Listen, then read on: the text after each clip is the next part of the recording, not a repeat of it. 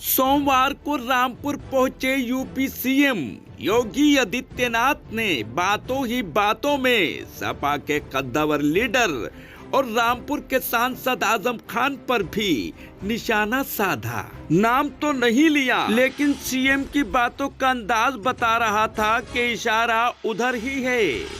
कहा कि कोरोना काल में जो घर पर थे उनका इलाज तो किया ही, जो जेल में कोरोना पीड़ित हुए उनका इलाज भी कराया।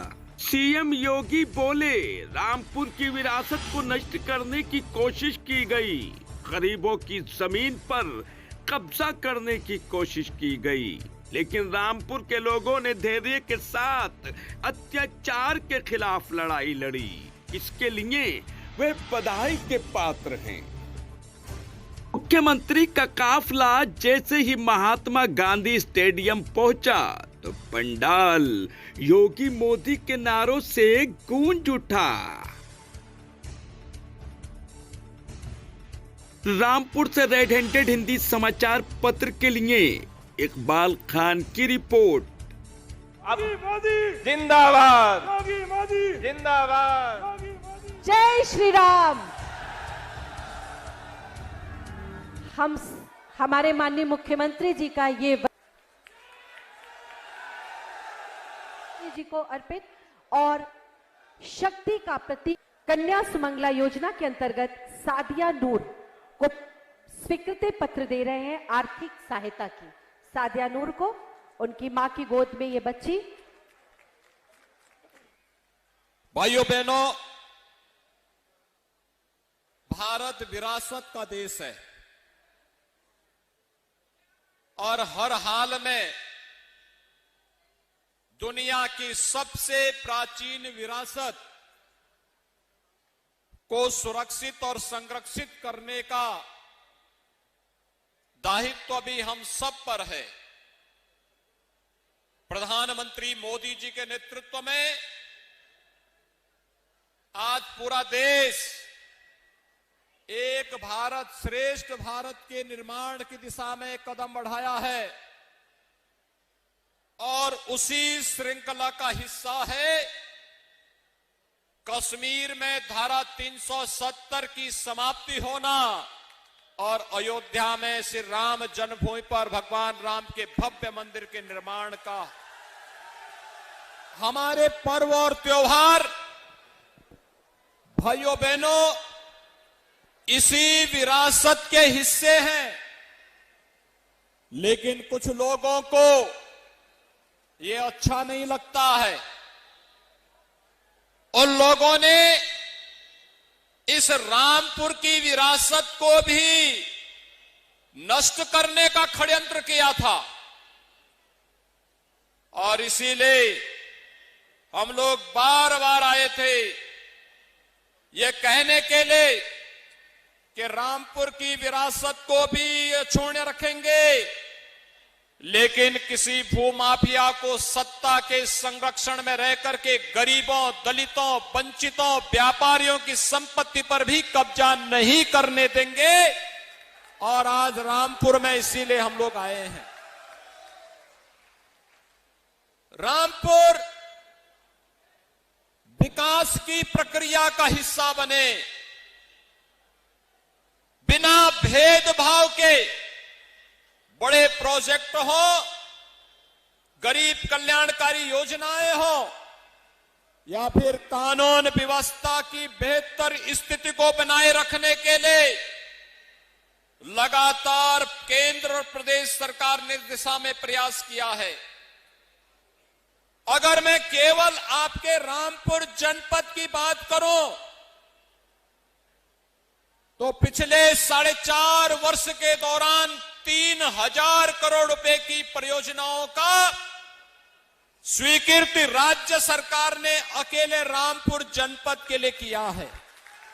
भाइयों बहनों, विकास के कार्य में कोई भेदभाव नहीं, लेकिन तुष्टीकरण के नाम पर सुरक्षा के साथ भी कोई खिलवाड़ नहीं।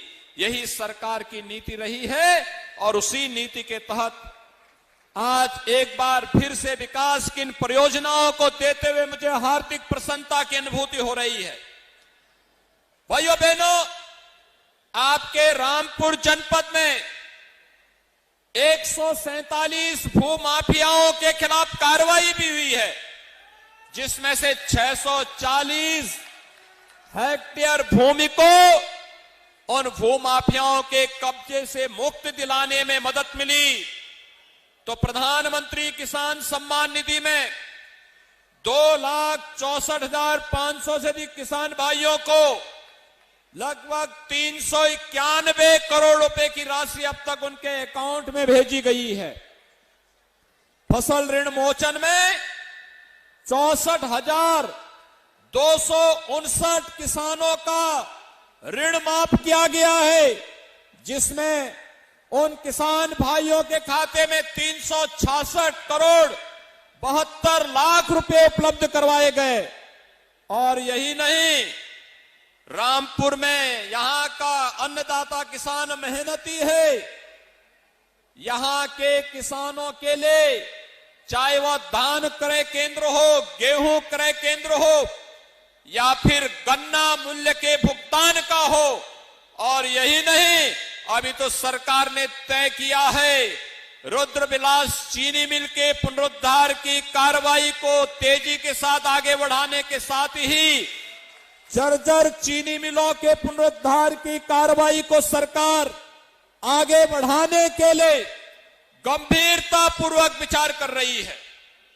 भाइयों बहनों, आपने देखा होगा, बिना भेदभाव के शासन की योजनाओं का लाभ चेहरा देख करके नहीं, गांव, गरीब, किसान, नौजवान, महिलाएं और समाज के प्रत्येक तबके को उन योजनाओं का लाभ देने का प्रयास हुआ है।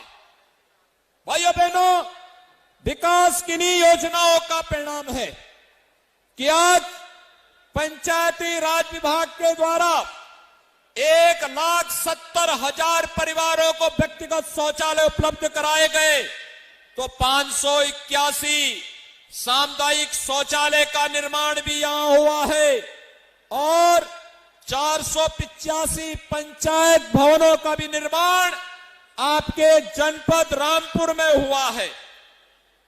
ग्राम्य विकास विभाग के द्वारा 5,262 गरीबों को मकान उपलब्ध करवाया गया और साथ साथ 1,06,30,000 मानव दिवसों का सृजन करके यहां के बेरोजगारों के लिए रोजगार की भी व्यवस्था उपलब्ध करवाई गई। राष्ट्रीय वृद्धावस्था पेंशन में 50,198 लाभार्थियों को, शादी अनुदान में 6,094 कन्याओं की शादी और दिव्यांग जन में भी 13,556 लाभार्थियों को, कन्या सुमंगला योजना में 4,032 बालिकाओं को और निराश्रित महिला पेंशन में 45,845 बालिकाओं को, महिलाओं को पेंशन की सुविधा का लाभ जनपद रामपुर में उपलब्ध करवाने का कार्य हो रहा है।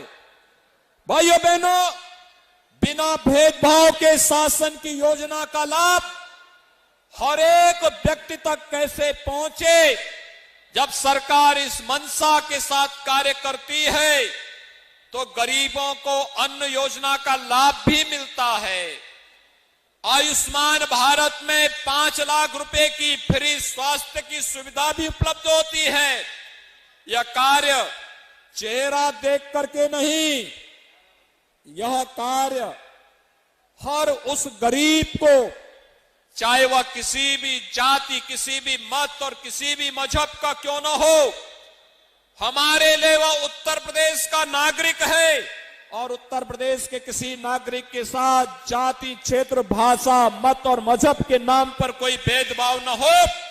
सरकार की मंशा इस दिशा से बहुत स्पष्ट है, लेकिन सरकार की मंशा इस मामले में बहुत स्पष्ट भी है कि विकास और कल्याणकारी योजनाओं में भेदभाव नहीं।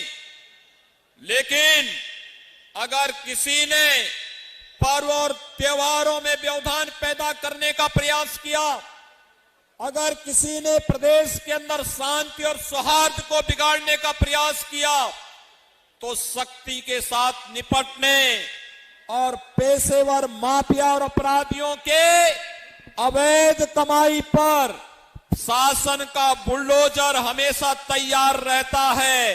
जो भी शासकीय संपत्ति पर, गरीबों की संपत्ति पर कब्जा करने का दुस्साहस करेगा तो फिर उसको इसकी भरपाई भी करनी पड़ेगी। और भाइयों बहनों, यही कहने के लिए आज हम सब आए हैं। मैं धन्यवाद दूंगा रामपुर जनपद के नागरिकों को। उन्होंने पिछली बार भारतीय जनता पार्टी को 2 विधानसभा सीटें जितवा करके भेजी थी और दोनों विधायकों ने विकास की प्रक्रिया के साथ पूरे रामपुर को जोड़ने के साथ साथ यहां पर बिना भेदभाव के योजनाओं का लाभ हर एक तबके को देने का भरपूर प्रयास किया। भाइयों बहनों, कोरोना कालखंड के दौरान कितना बड़ा कार्य हुआ। जब पूरी दुनिया कोरोना के साये में जी रही थी, भयभीत थी, तब प्रधानमंत्री मोदी जी के नेतृत्व में, उनके मार्गदर्शन में केंद्र और प्रदेश सरकार, हमारे विधायकगण, पदाधिकारीगण, प्रशासनिक अधिकारीगण, स्वास्थ्य के कर्मी, आंगनबाड़ी, आशा वर्कर, कोरोना वॉरियर्स बिना भेदभाव के आपकी सेवा कर रहे थे। जीवन भी बचाना था, जीविका को भी बचाना था और उसी का परिणाम है कि भाइयों बहनों, कोरोना प्रबंधन उत्तर प्रदेश का सबसे अच्छा, पूरे देश और पूरी दुनिया के अंदर सबसे अच्छा। यही नहीं, कोरोना घर में जिनको हुआ उनको तो ठीक किया ही गया, जो जेल में भी कोरोना से पीड़ित थे उनको भी ठीक करवाया गया।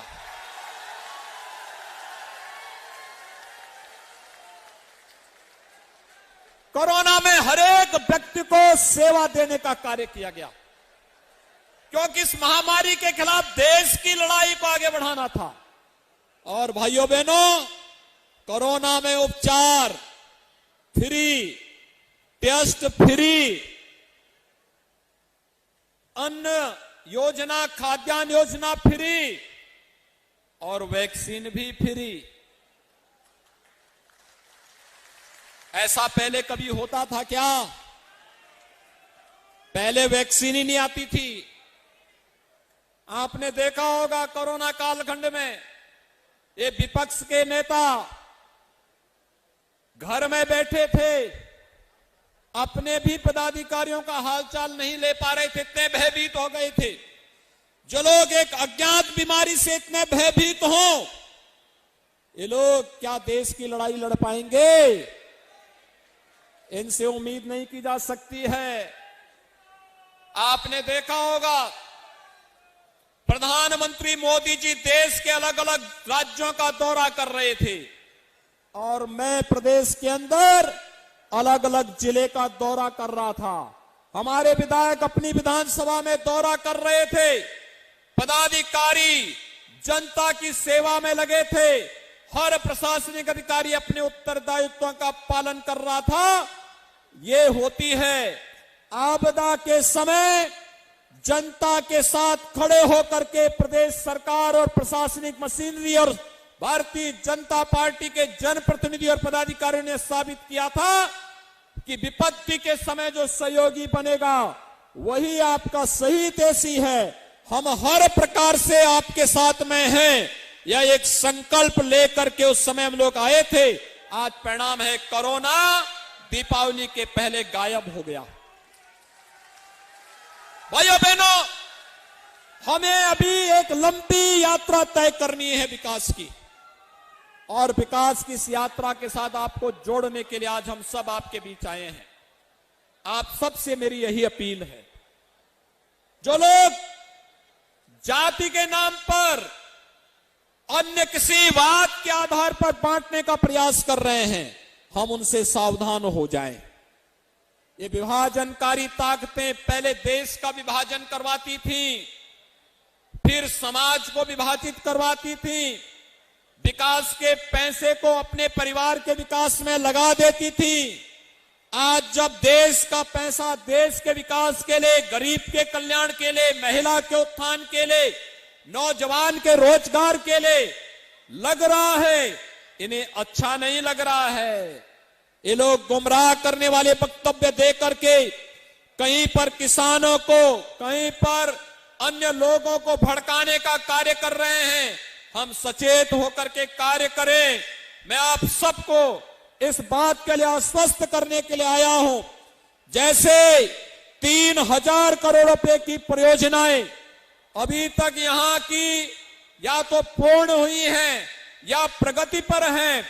आने वाले समय में विकास की एक लंबी दूरी तय करने के लिए, हर चेहरे पर खुशहाली लाने के लिए, हर नागरिक को सुरक्षा प्रदान करने के लिए हमें एक बार फिर से प्राण प्रण से जुटना होगा।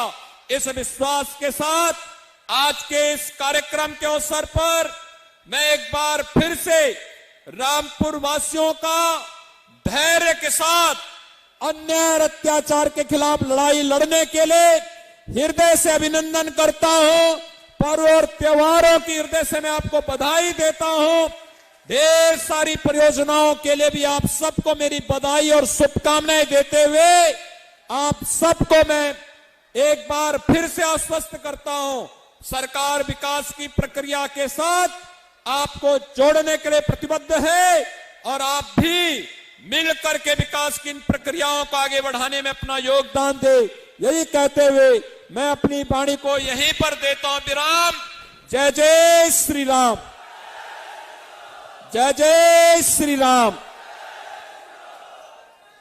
बहुत बहुत आभार माननीय मुख्य